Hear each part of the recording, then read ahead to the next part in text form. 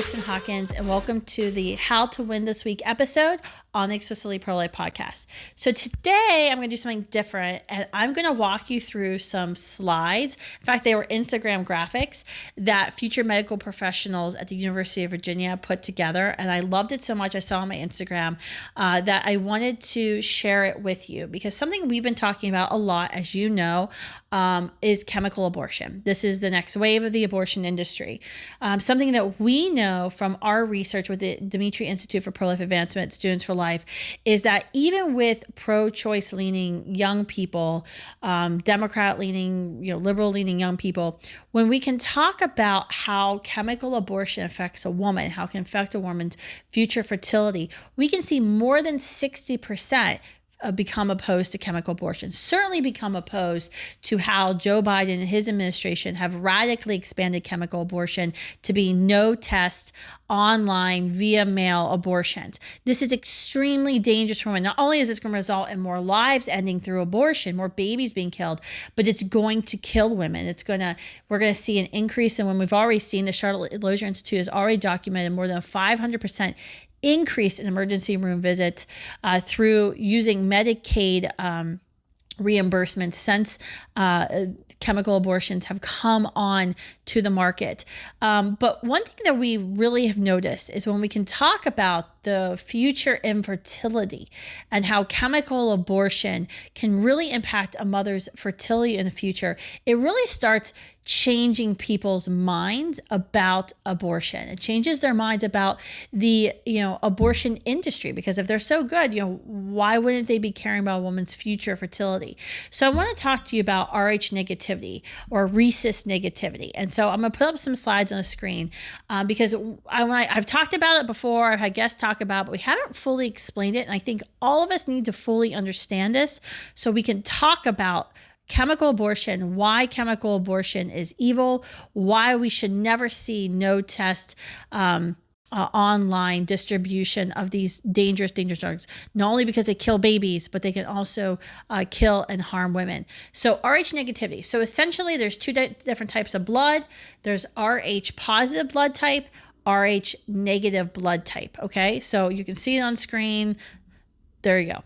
The RH factor is a protein. You saw it on the screen with the little blue dots around the red.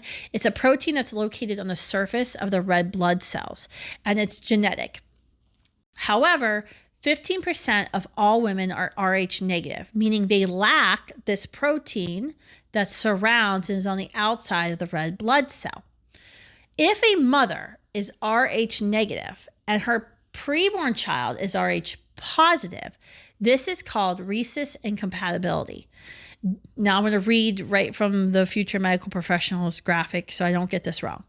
Due to the circulatory interconnectivity of mother and child, because the child is living inside the mother, but the child is distinct, the woman's immune system will recognize her child's RH positivity, red blood cell counts, and her immune system will begin to create anti-RH antibodies to cross into the placenta and attack the red blood cells of her baby.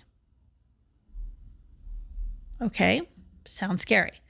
Now, women will likely not experience complications during the first pregnancy due to the lack of time it takes for her body to create the new antibodies.